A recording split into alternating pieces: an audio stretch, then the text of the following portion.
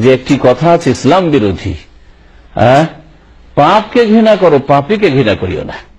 এটা বাঙালি সমাজের ইসলাম বিরোধী কথা, বরং আকীদা বিরোধী কথা, কোরআন বিরোধী কথা, ঠিক না? পাপকে ঘৃণা করো মানে মতবাদকে, ভ্রান্ত মতবাদকে ঘৃণা করো, কিন্তু ভ্রান্ত মতবাদের অনুসারীদেরকে ঘৃণা করিও না।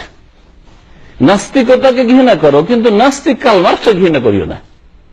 এটা না শিখিয়েছে পাপকে ঘৃণা করো, পাপীকে ঘৃণা করিও, ঠিক না? চুরি করা কাজটি, জেনা করা কাজটিকে ঘৃণা করো, কিন্তু জেনাকারীকে আর চোরকে, খুনিকে ঘৃণা করিও না।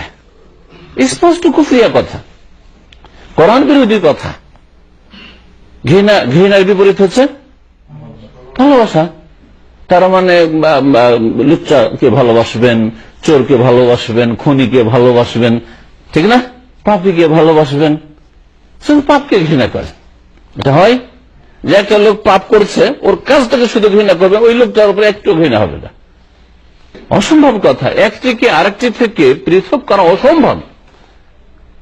ওই ব্যক্তিকে ভালোবাসছেন, তার মানে ওই ব্যক্তির কাজকর্ম ভালোবাসছেন আপনি, বলেন আর নাই বলেন, যুক্তির আগে কোরআনে কারীমের দলিল। সুতরাং এটি মারাত্মক কথা, ঈমান ইসলাম ভঙ্গকারী কথা, সাবধান। এই